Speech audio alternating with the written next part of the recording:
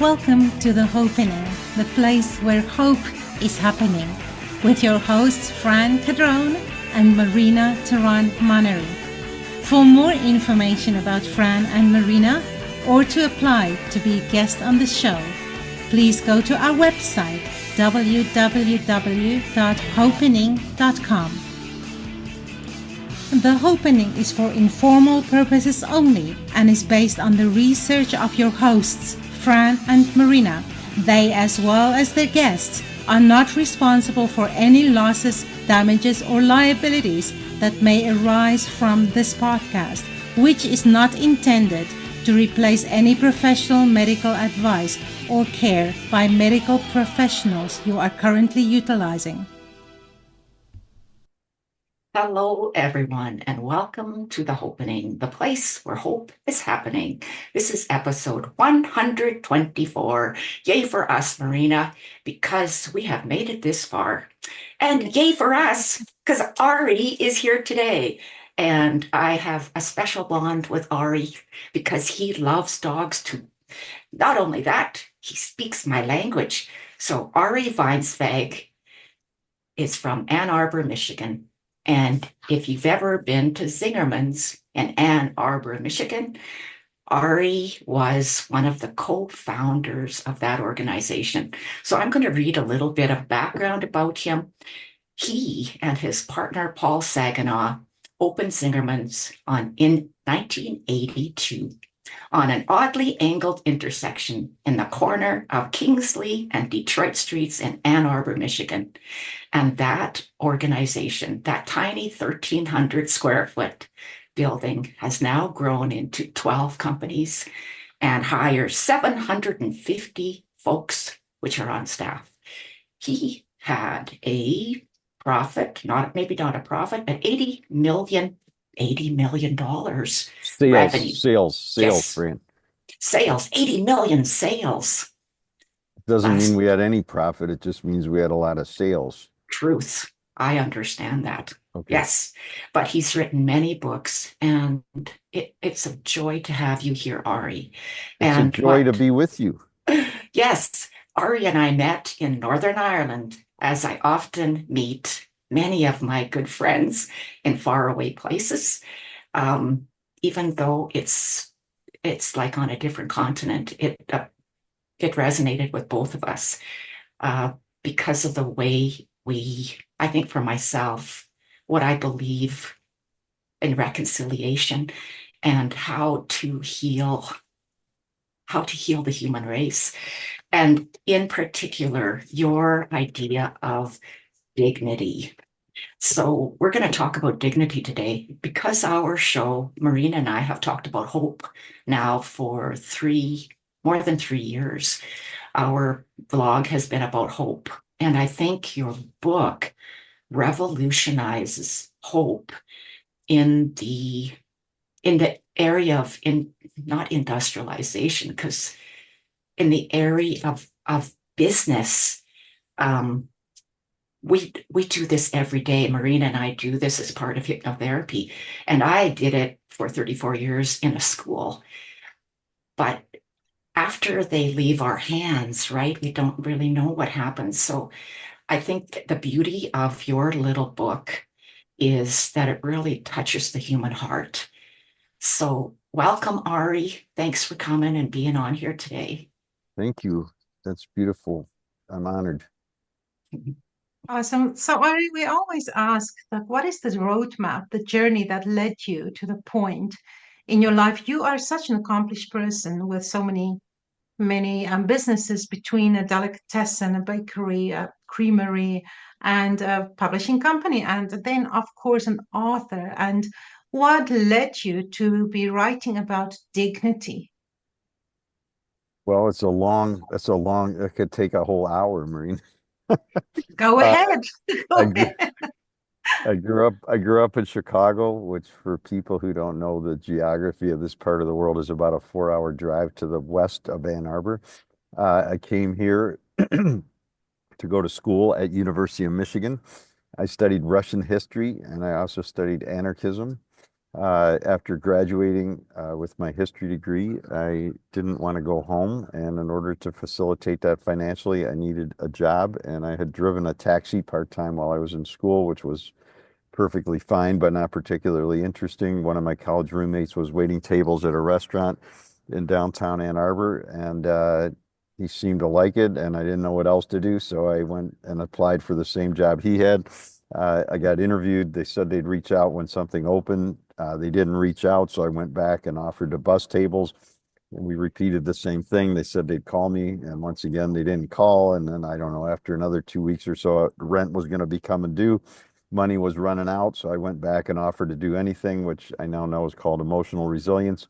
And I said, like, I'll take whatever you got. And they said, do you want to wash dishes? And I just said, sure. And that's how I got started. So I had no entrepreneurial aspirations. I didn't even know you could go into business. Everybody in my family are teachers, doctors, lawyers, dentists, psychologists, and all that sort of thing. And I just needed a job. And I'd love to tell you that I loved food and cooking, and my mother was an incredible cook, but none of that's true. My mother was a good person and a teacher, but not a good cook. And I grew up on the industrial diet of the mid 20th century. So Kraft macaroni and cheese, Pop-Tarts, Tang, American Singles, Wonder Bread, Cocoa Krispies, Nestle's Quick, and all those other exciting foods. And so I really had no sense of business or cooking, but I just stumbled into work that I really love.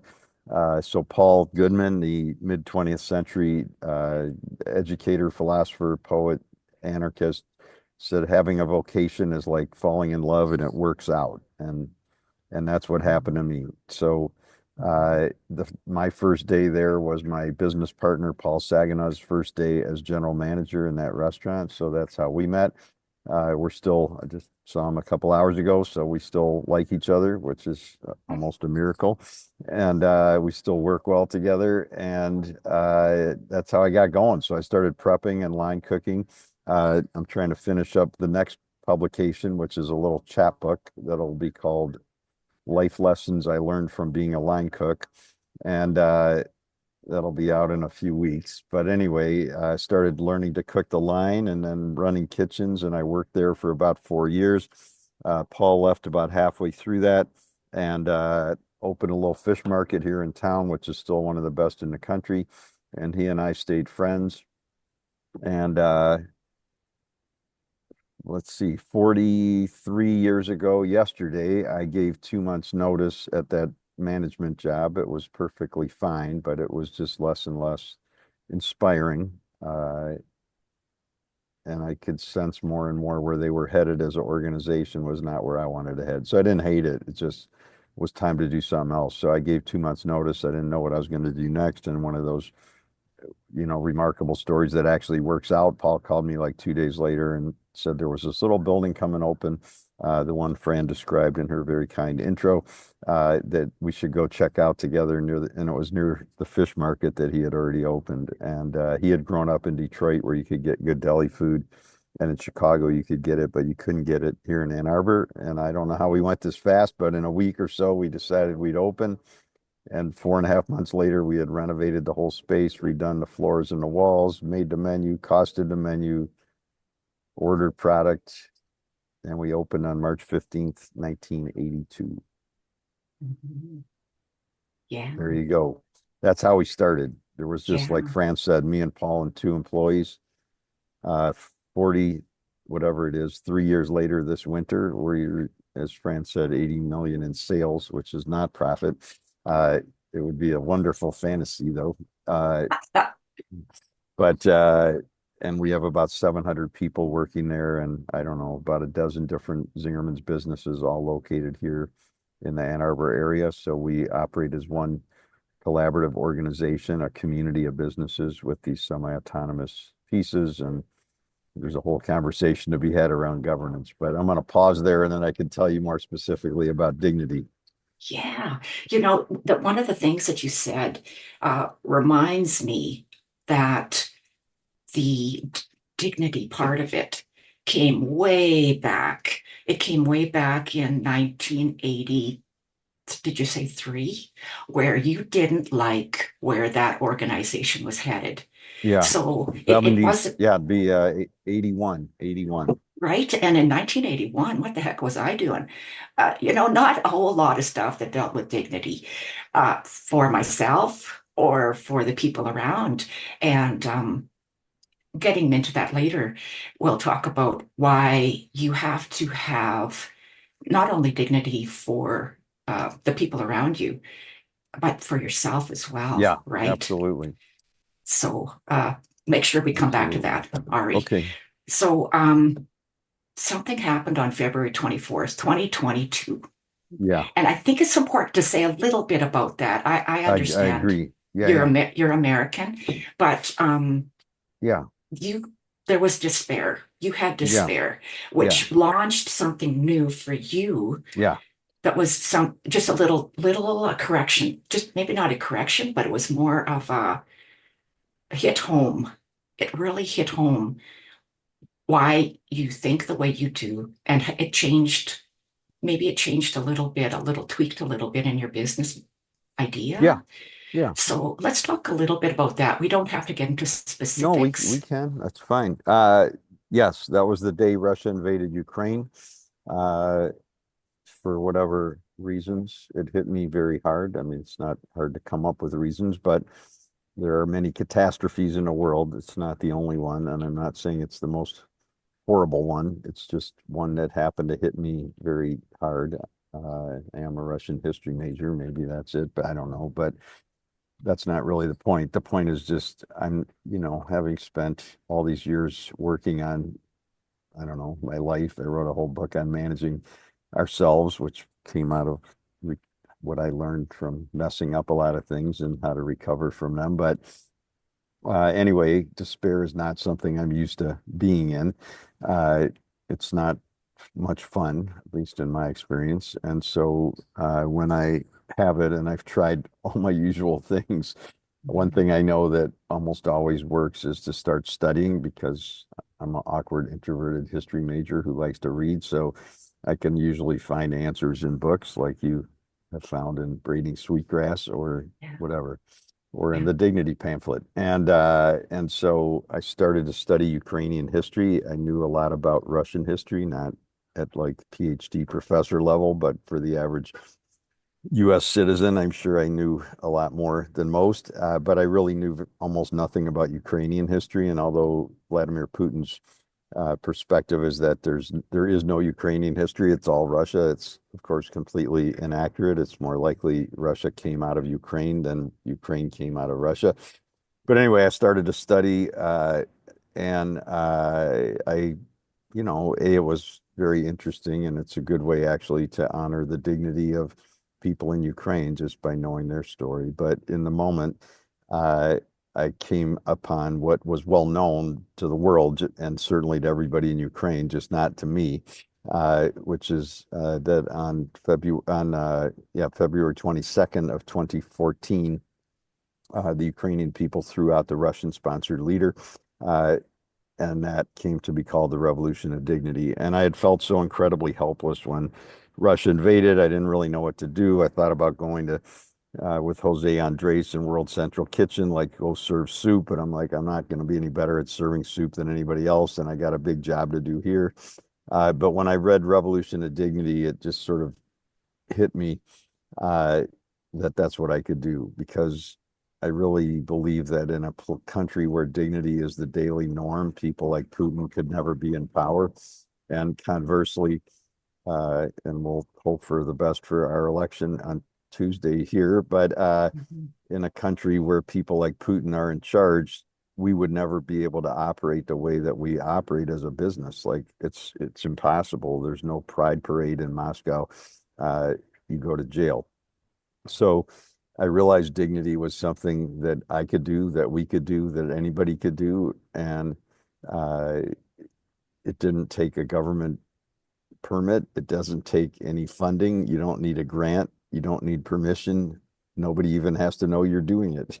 Mhm. You could just do it. And that it's not like the work of dignity was out of alignment with what I was already trying to do. But as you said, it just added to I don't know, philosophical and behavioral construct of my daily life, our daily life. And so that's really where it came from. And then, like most things that are meaningful, it's not a one off. It's not do it for a week and then you're done. It's all day, every day for the rest of my life and with every person that I deal with, including myself, as you said. Yeah. It's very interesting. When we publish this on Tuesday, it is the day of the election on November 5th Yeah. in the Okay. US. And as we are in Canada, we don't vote, but it doesn't mean that we are not very aware Yeah. of a I think divided nation. everybody And who cares is aware. right, right. It's from where I'm standing, what I'm looking at is such a division between people, between families, right, in the core of their being. And it's kind of when you come from that place of love and dignity in your life, it's Yeah. almost hard to watch. Yeah. It's almost hard to imagine. So in a situation like that, if you are the teacher of your country at the moment, how would you navigate them through dignity, through this experience?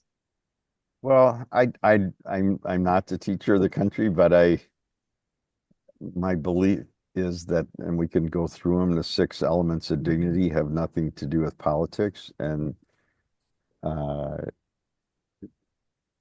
part of my internal, whatever, practice, regimen, preparation is that I need to do those six with people I don't agree with. And so it's not just the people I like, it's with everybody. And that it doesn't mean that people have to agree on everything. It just means that they treat each other with dignity while they're disagreeing. And it's very Mm, doable. It's just mhm. people are out of the practice and they're being led by people who are telling them the opposite of dignity. They're teaching them indignity. And Yeah. uh, because it's a construct that no one, like in most people in the news, aren't cognizant of either, and it's not taught in schools. Like, where would they have learned it? So if they're in our organization, then maybe they're learning it here. Imperfect as we are, we still are trying to live it. But if you're out in the world and you're hearing from your leaders, like, you know go beat the heck out of, whatever. I mean, it's not new news. You came from South Africa. I studied history. 1933, Hitler was elected in Germany. I mean, the people who ended up supporting the Nazis weren't horrible people. It was just people like you and me that, went along. And it's easy to say you wouldn't go along from the outside, but when everybody around you is going along and the news tells you it's the right thing to do, and big businesses are compromising their values because they just figure it'll work out in the end and they don't want to give up any profitability or whatever. It's hard to resist that. That's a perfect segue, I think, into going into the six elements of dignity, Yeah. because one of the things that you do talk about is, well, I'll let you talk about it. Yeah. So you came up with the six elements of dignity after 2022, correct? Like you Yeah. list, yeah. Well, So yeah, one go of the ahead. things that I've learned from Maggie Bayless, who's our partner at ZingTrain over the years, is the importance of actually giving clarity of expectation Yeah. to what well-meaning people we attach to words, but we don't really know what they mean.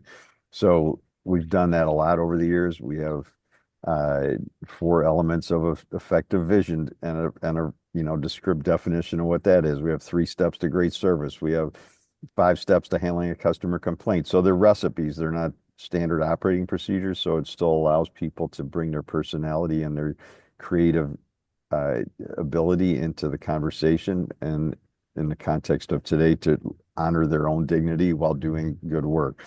And dignity is like, nobody disagrees with dignity. That nobody goes, that's a terrible idea, I'm not doing it. But they have no definition of what it is. And so Bell Hooks, the American writer whose work I really loved, who passed away 2 years ago, I think December, she said definitions are vital starting points for the imagination. What we cannot imagine cannot come into being. And so this is really just the work of, how do we imagine it more clearly so that I can practice it, not just have good intentions, but actually go out and do it. And then how can we teach it to other people so that they don't just nod their head when somebody tells them during the hiring process that it's important. They actually have an idea about what they're expected to do every day. Yeah. Have a target. Have a target and then shoot Well, for it. it's a practice, so whatever practice you want to consider, like working out or uh, playing music or cooking, like you still need to do it in a way that's true to you, but you have a workout regimen. When you go on stage, there's sheet music that you're playing from, and even if you're going to ad lib or improv in the middle, you still understand what you're doing, and this is really the same thing. Yeah. You have a quote in your book, practice does not make perfect. Yeah, Practice makes permanence. yeah, yeah, So that's beautiful because it's yeah. like brushing your teeth, right? Yes, Uh, yes, it is. You just keep it's doing it. keep It on doing becomes it. your norm. It's just the challenge is when the inverse is your norm, then it's doable to break it, but it's like an addiction problem. You may know at some deep level it's not great, but it's what you've been doing, and everybody you hang out with is doing it too. So it's very difficult to break that routine. From the work that we do in hypnosis, Fran and I think we've learned so much about the human mind, and it's when Hmm. emotions start to accompany thoughts, and unfortunately also in politics Hmm. that people start to go in certain directions. Now Yeah. let's bring dignity into this discussion. How do you apply that? Because we all know that it's like you say, it's rehearsing, it's practicing to Yeah. get better with things. How do Yeah. you apply that in your own life when challenges comes? Well, I just try to do these six things. I mean, I don't Okay. get it right all the time, but it's just like whatever metaphor you want to use. I mean, if you're playing a song and you didn't quite get it right, at least you know what you're supposed to do, and then you just practice. So, every basketball player, whatever, doesn't follow through on their shot or they didn't pass to the right spot, but they go over the game film and they figure out what they did poorly and what they want to do better. And so this is just being mindful and self-reflective enough to be able to do that. What's the first? What's The the first one is very true. Well, these are all true to what the two of you do, but the first one in particular strikes me in that way. It's to honor the humanity of everybody that we interact with. So this doesn't mean you have to be their therapist. It doesn't mean you have to be their best friend. It doesn't mean you have to give up your whole life to spend with them. It just means that we acknowledge that each person in the world is completely unique. Like there's nobody like you in the whole world, and that everybody, especially in business, but in the news too, right now with politics, like people get treated as if there's some group identity that suffuses their own identity, and it's just not real. The person is not the group, the person is not the statistic. And even if they identify with it, it doesn't make them that person. And so just to honor that everybody we deal with, customer in our case, coworker, vendor, lost visitor from from Canada, I don't know, they all have hopes, they all have dreams, they all have fears, they all have anxieties, they all have, vision of where they want to go. They all have family and relationships and friends, and so it's just having a moment or two or 10 uh to learn about them. So instead of just, doing what we've all been raised to do, talk about the weather, sports, or whatever, not that those are evil, but just to ask the person how their kid is doing. Hmm. Yeah. And Okay. that is one thing that I recognized in you in Northern Ireland. It is that you took the time. And it's all about time, right, Ari? It's like the most that I believe the most Hmm. valuable thing we have It's not the dollar sign. It's Yeah, time. no, It's time's a time. non-renewable resource. Yeah, Non-renewable, you never get it back. So yeah, spend your time wisely. yep. So if I am engaging with you, I'm not checking my phone. No, I'm not wondering what's happening on TikTok or anything else because you are the most important thing right now for me. It doesn't matter where we are. It doesn't matter that I expect some important phone call somewhere, blah, blah, all that stuff. Hmm. It doesn't matter that I'm the teacher and you're the student or that you're the owner and I'm the worker. I think what I've learned from you and from reading about what you what you've written is Hmm. that person in front of you is the most important person right now. Well, and it's So, just the key is that it doesn't have to take that long. Like, I'm not exaggerating. 60 seconds mhm, goes a long way when it's used well. And so this isn't about reallocating our entire day. I guarantee that people have time already. It's just using a minute or 2 minutes here and there to invest in this work. mhm, So let's go to the second step then after Yeah, honoring every person you interact yeah. with. The second one is to be authentic, but parenthetically, to be clear, it says without acting out. So Hmm. authenticity means, as Fran said, being authentic with ourselves. So we're not living in delusion, illusion, denial. Uh, and then being real with other people. And the not acting out part is so critical because as we all know, there's a lot of people these days that are like, da, da, da, da, da, just telling you how I feel, but all they're doing is dumping their anxiety onto the other Yeah. person. And you both certainly, and I'm guessing everybody listening to this by definition will have done enough work around learning about vulnerability and Brene Brown or whoever you want to learn from. But, it's just there's ways to say, like, I'm really anxious about low sales. It's causing me stress. When this happens, I want to react, but I'm holding back. But it would really help me if you did this, or mhm, whatever. So there's ways to communicate that don't dump our anger and our own insecurity. And we all have, I have them, you have them, we all have them, So it's just being real. And that seems simple when you talk about the, current situation in the US, and it's not unique to the US. I mean, in Russia, it's even worse. They say A, but everybody knows it's not true. I mhm, mean, there's not even a pretension of accuracy. So, and all this is what George Orwell wrote about, or Aldous Huxley in Brave New World, or it's just being real with people, and there's ways to do that where we honor language. Robin Wall Kimmerer is very insightful around the power of language, and that our language says what we mean and says the truth, not just lie or make stuff up, then repeat lies over and over long enough until people believe them. I mean, that's what the Nazis did, and it's not unique to mhm, them. And it's happening now. I mean, I just keep telling you we're not here. After a while, mhm, you start to either think you're crazy or I'm crazy. Hmm. mhm. Like this is not about being authentic. Well, it could be.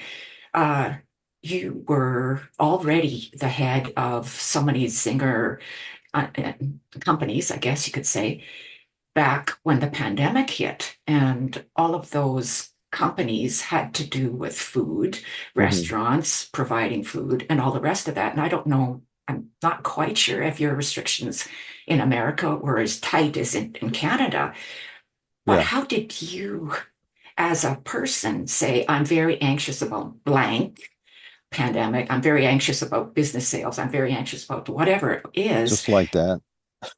Yeah, It's not really that hard once you learn to do it. I mean, you get the e-news from me now. I mean, I was writing it every week throughout that whole thing. And then uh, that's not a new idea for us here is to learn to do that. So it's just holding to the practice. When the pressure goes up, it's harder to hold to it, but it can be done. And if you're in a healthy ecosystem, it's infinitely easier to do than when everybody else is acting out. So, and then I wrote a note to the staff every night on email for the first 100 nights, just trying to keep up with what was going on. And then I switched to every week, and I'm still doing it. Yeah.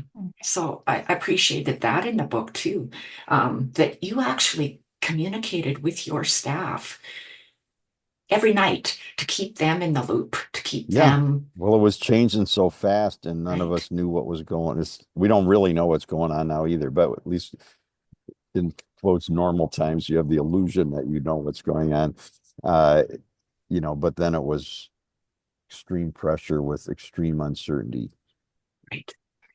Mhm. Well, on this point also, I think a lot about how social media have changed people to believe that they have anonymity to express just Yeah. such hatred. Yeah. And so Yes. it's such a Well, good principle to remember this. yeah. I don't go on very much, but it seems fairly evident that it's creating a lot of the discord that is because it's not just the US, it's happening in Yeah. much of Europe, it's happening in Brazil, it's happening in Israel, it's happening in a lot of places in very painful ways. And it's just the here I wrote a whole essay on democracy, which you might have seen, Fran. Um, Mhm. and it went out to my e-news in late July. Coincidentally, the week that Kamala Harris became the nominee, but that was unintentional. It just happened to be while I was writing it, that was all going on. But anyway, and it's just about shifting democracy out of the idea of it being political and into the idea of it being ethical, like commitment to ecological health. There are candidates who advocate for that and candidates who oppose it, but it's not a political issue. It's an ethical issue. Diversity isn't a political issue. It's about human beings and honoring the diversity that Robin Wall Kimmerer writes about in the ecosystem and all that. And so this is just me over the last year or two realizing that, we've always organizationally stayed out of politics, but realizing this isn't politics, it's ethics, because no democracy, we can't work the way that we work, like not the next day, but over time it becomes impossible to operate, like people won't say what they really like. You can't have authenticity because you go to jail, and I studied it. And so anyway, just interesting on social media. So it went out in July on the e-news. I got a lot of nice comments back because I answered the emails. And then in September, October, in the hopes of sharing this thought before the election, not complaining after the election, it went into print, which went out to whatever, 100,000 copies. And I only got positive comments except for one concern from a woman who had sent a gift to somebody else who didn't order it, who was upset that it was in there. But I don't actually know if the woman read the article. I have a feeling she just saw democracy on the cover, and that was Oh it. yeah. Yeah.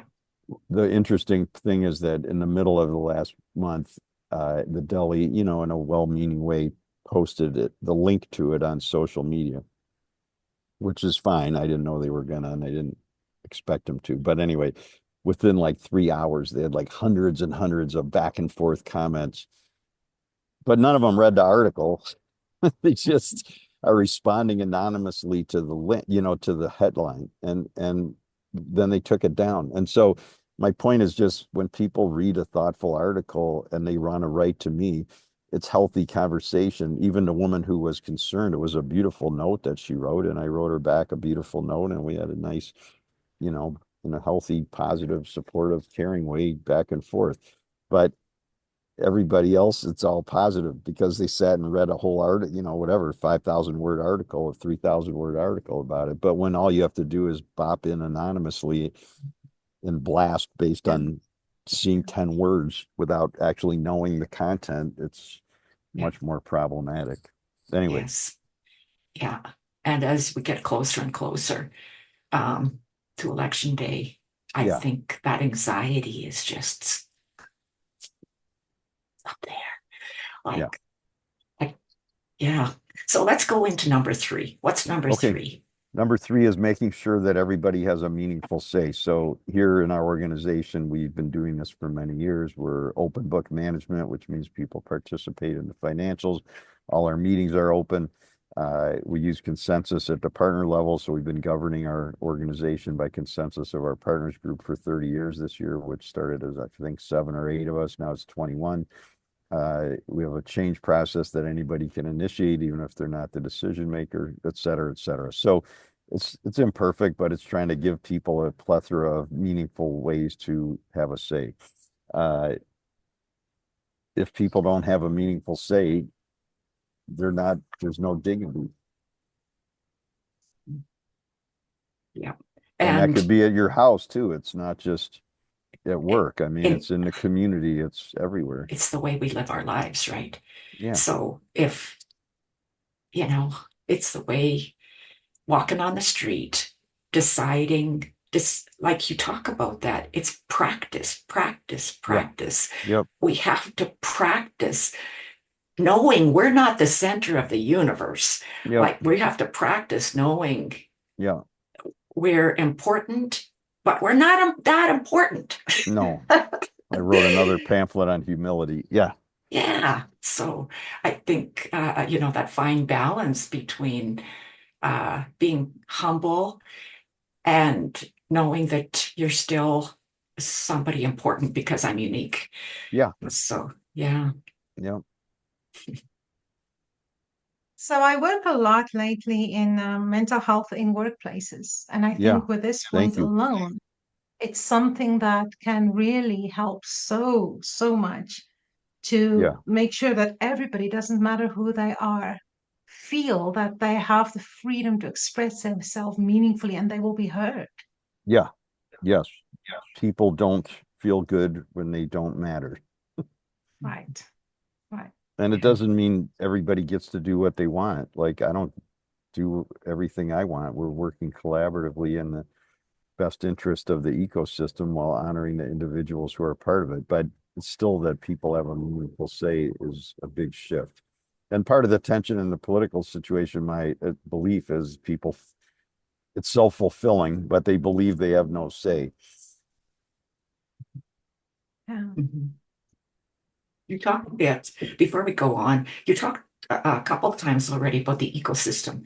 Yeah. So, what do you do at Zingerman's in regards to the ecosystem, about food production, about what because we live in Canada, we don't live in Yeah. Ann Arbor, so I think most of our viewers would be really interested to know how you do it differently at Zingerman's, like right from the beginning. How did you do it differently? Well, I don't know what you do in Western Canada particularly either, but you're talking about ecological work. Yeah, way back Well, in in 19, 1982, we weren't that yeah. worried about it. It's a long time ago. It's, people weren't talking about climate change. The problem was already forming clearly, and we were part of it, of course, but it wasn't front of mind. Now we're trying to get better. It's like diversity. It's been screwed up for centuries. We're not going to fix it in the next 10 years single-handedly. We're not going to arrive at anything close to perfection, but we can move in the right direction. So just trying to do that. We got a whole work group and, people doing a little here and a little there and try to keep moving in a positive path. So let's There's move no on to I number don't have any 4. magic brilliant answers. I mean, we're in an industry it's not easy to do because carry out and all that stuff. Okay. Let's move on to your point number 4 here. Okay. Yeah, so this is about starting with positive beliefs. So I wrote a whole big book on beliefs. It's a whole nother conversation, but it's based on a self-fulfilling belief cycle that we're all enacting, whether we know it or not. Our beliefs are creating a lot of our reality, and they change what we believe changes what we perceive. So this is again part of the challenge politically in the U.S. And everywhere is if people hold certain beliefs, they're going to see a different reality. This is true everywhere.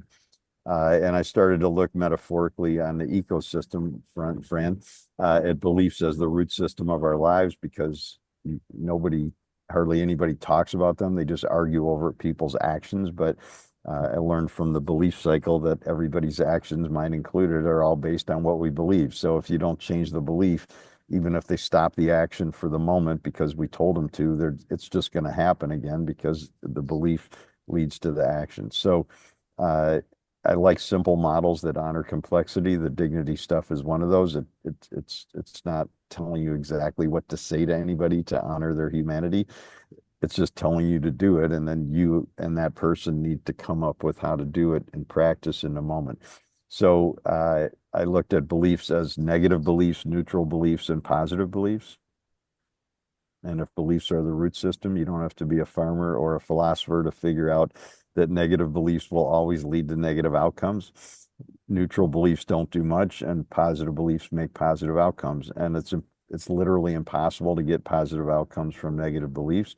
You can create a lot of action and a lot of noise. You can tear down countries, you can overthrow governments, you can get divorced, you can destroy relationships, you can stop talking to people, you can vent for an hour about how horrible other people are, but it will never create a healthy, lasting ecosystem. That's not false positivity, so I'm not suggesting we pretend there's no problems. This isn't about Pollyanna. There's lots of problems, but you could have negative beliefs about a problem, which is we're victims, there's nothing we could do, or you could have positive beliefs about a problem, which is this is terrible, let's get moving. So Fran, when we were in Northern Ireland, I mean, that's the people who became the peace activists there. It wasn't that they were in denial of the problem. To the contrary, they were the ones who acknowledged it. It's just rather than continuing to believe that the people in quotes on the other side were these terrible, evil people trying to get them destroyed, they chose the positive belief, which is they're just other humans in pain too. And there's some differences, but not that many really. And if we just work together, we can overcome it. And they did. Yeah, I was thinking about that myself, and uh, who created the change wasn't the leaders. It was the grassroots. It was Yep. ordinary people that started to recognize that you are a human. I don't care what color you are, Yep. right?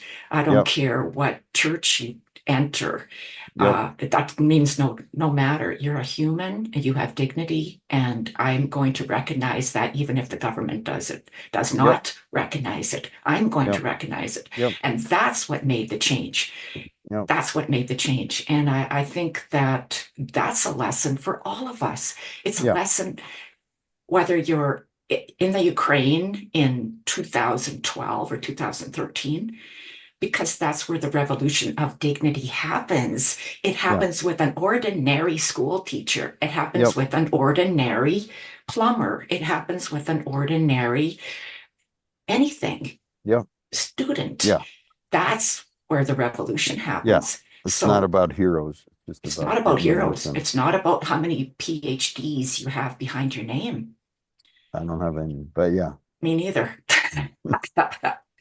But nothing Yeah, against PhDs. They're me good too. neither. It's just trying to treat everybody with dignity and starting everything with positive beliefs in this context, no matter how much I don't like how they vote or what they say or what they're eating or what they advocate for. I could still treat them with dignity as we try to work it through. Yeah, It's that perspective that you can change. You have the power to change those beliefs. And Yeah. Yeah. if you can catch yourself that this is a negative belief, it's not helping. You have the No. power to change it. Correct. yeah, Correct. And that's the whole book, The Power of Beliefs in Business. yeah. Right. We Marina and I work with that all the time, right? Yeah. That's what we do. The hypnosis part of it is there. However, the rest of it is all the Yeah. power of belief and helping this person in front of us Yeah. believe the Yeah. impossible. Believe the impossible, whatever the impossible is. Yeah. So you have a cool quote in your book about how the three stages of moving from impossible Yeah. to reality? Like, if you just want to talk about that one just for a tiny bit before we move on. Well, it's just, it's just everything that was uh, considered impossible, everything that is now considered normal was once considered impossible. So, uh, you know, in the current state of American political affairs, I mean, women didn't used to vote until 1921. Even then, Native American women didn't vote for many decades.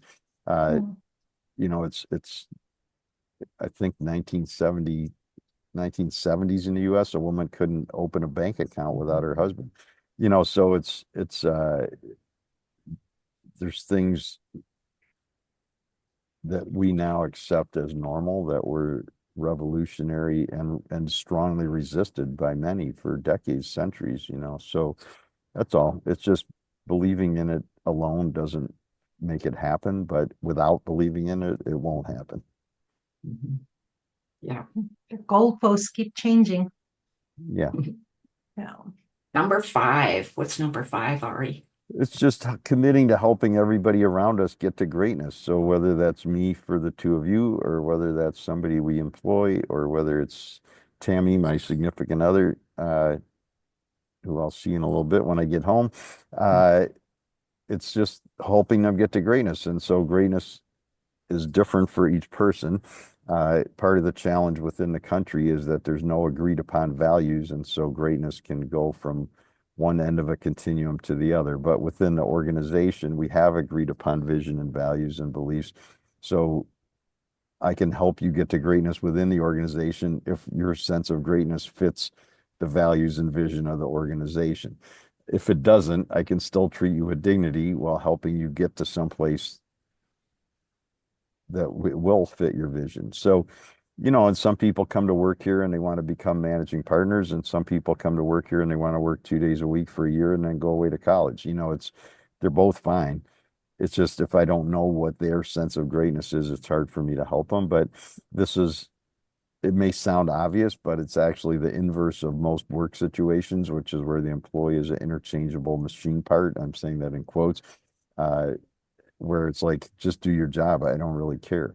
And whether that person aspires to be the next president of the United States, or the prime minister of Canada, or a school teacher, or a stay-at-home parent, or a nuclear physicist, like, the boss doesn't really know unless they're like super high up on the org chart. They're just one more slightly relevant human with a paycheck. It's very powerful because I think the empowerment of allowing somebody to grow to their potential according to Yeah. what their potential is, but then also with a previous point based on helping them to start to believe more positively about everything as well as themselves. I can see that this allows that opportunity for them to really reach new heights. Yeah. Well, it's not just empowerment, it's actually actively working to help them. So it's not just letting them go for greatness, it's committing imperfectly. My work is to work to get them there, and not for them, but assist them as they do the work. Mhm. So it's not a parental model, it's a a friendship peer model. You make a point of hiring a diverse population. Yeah. So that's part of the business. Part of it is to Yeah. hire diversity. And Yeah. I mean, I'm thinking about, I think about Marina's son, right? So maybe Marina, you can explain a little bit to Ari, just a little bit about your son and why. For me, I've got my own background with that, but for you, why would it be important to hire Okay, I have 3 sons, so you're going to have to clarify your the for me. youngest one? The youngest one in Halifax. Oh, is he the youngest? Well, that's what I don't Yes. know about you. The Okay, one, the oldest one is autistic. oh, Yeah. I That's did what you're not know talking he about. was, yeah, I didn't know he He's the was the oldest. oldest. Yes. There we Yes, he's go. the oldest. He's 32 years old. And he is on the spectrum. He's high functioning, selectively mute, but we taught him to drive. We helped him through grade 12. I have to give my husband credit for that. He's my bonus son. It's my second marriage. So Justin is my bonus son, but he lives with us. And he is a very special person, however selectively mute. But even with that, he's been in his one job now for 9 years. Beginning next year, it will be his 10th anniversary at the job. And Great. at the other one since 2019. So Yeah. a very inclusive community that he Yeah. is in. Yeah. So, No, it's great. Wonderful. Yeah, it's just, I mean, we all have disadvantage. We're all struggling. And so some things like autism are more easily identified perhaps, but I got my issues too. And it's just this work around dignity is helpful for the three of us together, but it's just as helpful with your son. And so if we honor what you're doing is, and I would suggest from the outside listening to just a minute or two of what you've said, I mean, is doing exactly these 6 things for him. well, you have to, Well, you don't have to. A lot of people don't, but it's great that you I are. have to out of love. No, you want, yeah, but I'm When just I'm giving you dictated credit by for love, doing the work. I have to honor the love within me Yeah, and to just help him, asking him like what you do in your company, what do you want? What do yeah, you want to achieve? Because what I maybe want for him is not what he wants for himself. So to correct, listen to him and correct. to always honor that as well. Absolutely. It's wonderful. Thank you for doing that. Yeah, I agree. Like Ari, thank you for doing what you do too. Yeah. Um, just a little history about why I, I started out as a special ed teacher because my own brother had Down syndrome. Hmm. My little brother had Down syndrome, and at that time when he was born, he would be close to 50 now if he had lived. He was Hmm. 13 when he died, Hmm. Hmm. but at that time it was shunned. It was like you belong here, away from general population at school. This is Hmm. where you belong. And my own mom, she worked so hard, right? Worked so hard to get him in a normal classroom, just so that he could have that experience, right? Um, and he had his own little program that he did and all that, but just being normal, kind of normal as Yeah. much as you can be. Yeah. Um, and plus it changed the siblings. It changed all of our trajectory. Yeah. Um, because we all were a little, we didn't understand at that point Yeah. until we Well, did understand. we're all struggling and we're Yeah, all in it together. So yeah. that's, So yeah. Thank you for sharing that. you're welcome. Okay, number 6. Number 6 is what you just described. It's trying to create some reasonable, if ever imperfect, modicum of equity. So uh, this is, I think, the hardest one. I don't have any easy ways or simple recipe to make equity. Uh, when I teach the new staff orientation class, which I still do once or twice a month, I just tell them the truth, like, be real. My pay is higher than yours. I don't think it's shocking to anybody. But if my pay was as much higher than theirs as what they read about in the news with like General Motors, oh, big,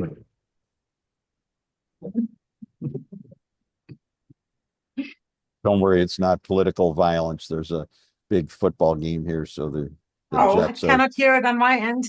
Oh, great. Okay. So Oh, anyway, it's just if my pay was as much higher than theirs as some of the stories from corporate America, it's ridiculous. And so it's just trying to find some way that honors, if we hire somebody with a business degree and 20 years of finance experience, they're not going to come work for the same as somebody who's, just finished, still in their senior year of high school, working 2 days a week at the coffee company. And it's not that one's a better person than the other. It's just trying to work within the realities of the world. But uh, the equity for me means equity of attention, equity of opportunity, equity of educational resources, of social capital, et cetera, and just, at least being mindful of trying to make it balanced as best we can, even though I know we'll never get to the ideal. mhm. the equity part, um, when I think about equity, I think about skill set. Hmm. And okay, you're gonna pay for a certain skill set. Hmm. That's what you're doing, what you're Hmm. needed. And until Hmm. you get that experience and the skill set, you can't pay that higher wage. And sometimes that skill set might be something that you learned in a university or whatever, Yeah. but might be just a skill set that you learned through experience with other jobs of a Yeah. similar skill set. So Yep. I understand that, but I also understand absorbent um, pay scales just because of the pyramid of power, right? The pyramid of power. Yeah. So Well, it's just a belief system, that tells them that's okay. I mean, or that's good. They don't even think it's okay. They think it's good. So I'm not going to convince them it's bad, but at least we could try to do it better right. here. Gareth, our friend Gareth Higgins, likes to quote, I think it's Richard Rohr, that said the best the practice of the good is the best alternative to the bad. I'm not saying it correctly, but it's something like that is uh, instead of complaining about the bad is to model the good. And Yeah. that's And what you we can also, do. sorry, go ahead. No, go ahead. You have a quote in the book about what's the opposite of dignity? I'll remind you if you need to. Yeah, remind me. I can The look. opposite of dignity is evil.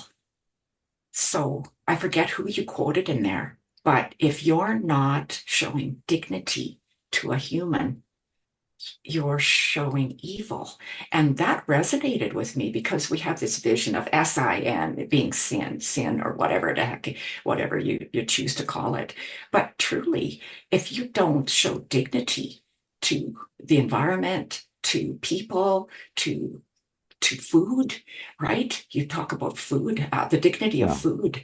Yep. Um, it is evil. It is evil because it is an Destructive. absence. It's an absence of good. Yep. Unfortunately, there's a lot of it, but we're going to work to keep making a little more of the dignity and hence a little less of the other. Yeah, right. In summing it up, Ari, like how would you sum up your philosophy? Around dignity. Yeah, I guess. Yeah. Well, it's just what we've said. I mean, it's a practice and it's all day, every day, all the time. And you brought it up early on. We need to do it with ourselves or it won't work. We need to do it with the people that we are frustrated with or don't agree with, in the context of politics. That's a good example. But I've certainly slipped. Many of us do, even in our own families, we let our guard down, and it's much easier to act out on the people that we know aren't really going to go anywhere. And so it's doing it there too. Uh, you and I love dogs, so it's doing it with the dogs. And it's just all day, every day. And I mean, what I'll suggest is part of my reflection on democracy over the last few months. I mean, and I wrote a piece about it, but realizing that these six elements, uh, creating dignity in this way, it's a prerequisite to have this in order to really have democracy. And that we've been trained socially that democracy mostly means voting, but that's Mhm. really not accurate. Voting is one small element of it, but I would suggest I've come to reflect and really look at it more, like I said, as an ethical approach and look at it more as an action step. It's all of us taking responsibility for the whole of which we're a part, even though we're in theory a tiny part. And then it's acting to make that whole healthy. And in order to you can't do that if you're not honoring the humanity of the people who are in there, if you're not being authentic and real and helpful and healthy ways, if people don't have a meaningful say, if you're starting with negative beliefs about people who are in your ecosystem, it's already doomed from the beginning. And if you're not trying to help the people around you get to greatness, what's the point? And if there's high in equity, it's unhealthy and unhelpful. So it's really doing those six. And, I remind people here regularly that they vote in Russia. I mean, Putin just got reelected last winter. So it's not voting alone that makes democracy. And they vote, but they have no meaningful say because their vote doesn't really matter. So if Right. you look, it's easier for me to talk about Russia. It's less controversial, but in the US. But if you look at Russia, it dishonors the humanity of almost everybody other than the upper level circle. It's completely inauthentic. They just make stuff up and they just, say like Fran was wearing green and they just keep saying it. No, it's green. It's green. She was wearing green and they're looking at pink, but they see green. It's people don't have any say. Uh, People are starting with very negative beliefs, whether it's about Ukraine or NATO or the West or each other or whatever. It's not about helping everybody get to greatness. It's about helping a handful of people at the top get to greatness while getting other people to tolerate that.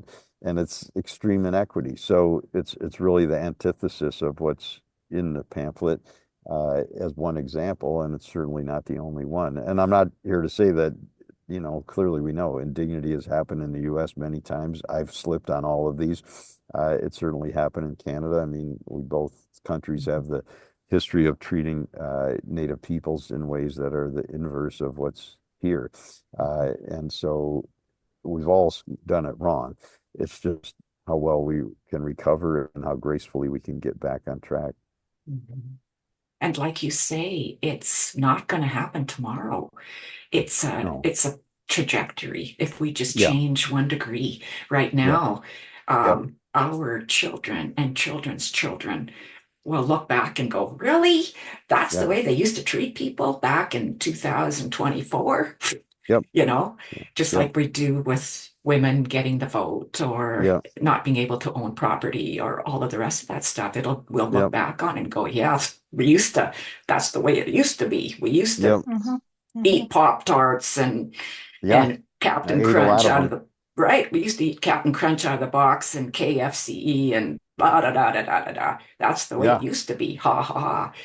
I'm gonna I'm But gonna move inside and plug in so I don't run out of battery. But keep Well, talking. we are just about at the end here, Ari, Okay. and so while you walk back inside, I think let's thank you for My such a pleasure. wonderful insight today. I kind of want to go through your book and apply to everything that I work with in corporate situations today because I think your example of leadership is fantastic. I think that's what the world needs. And so thank you so much for sharing that with us today. Well, thank you. I'm honored. Thank you for giving me the opportunity to share it.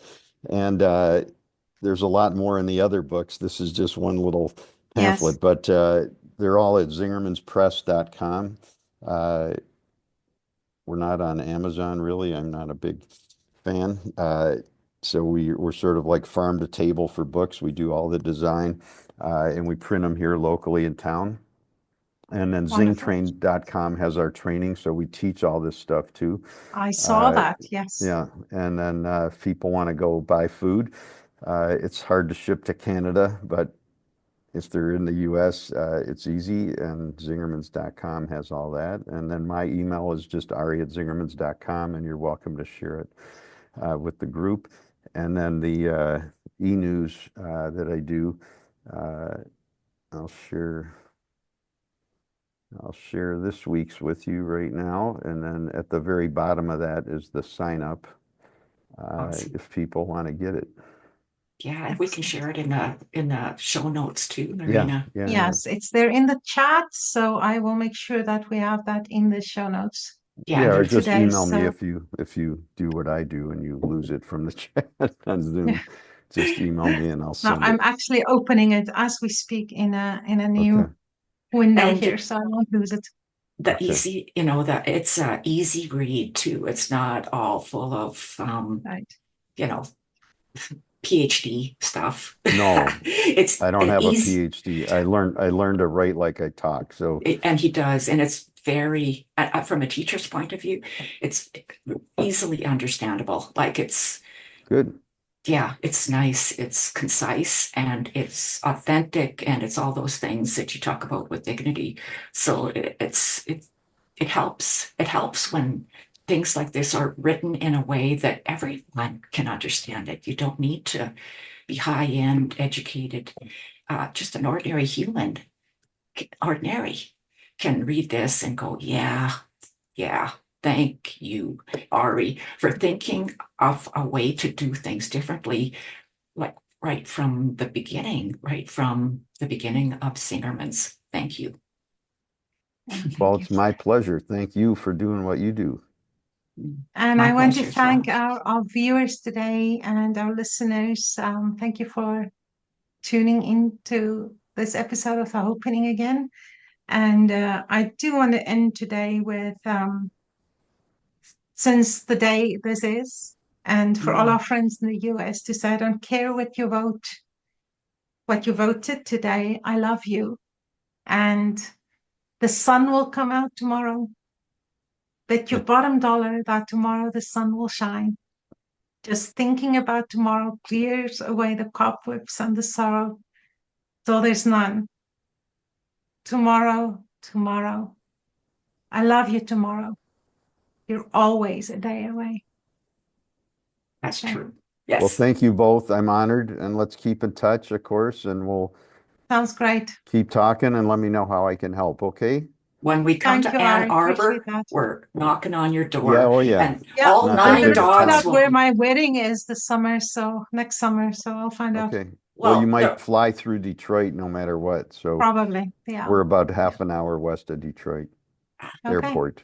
Okay. Awesome. yeah, and Have a Okay. wonderful day. all 9 of your Thanks, dogs will be Ari. barking when we knock on your door. It'll Yeah, be like loud.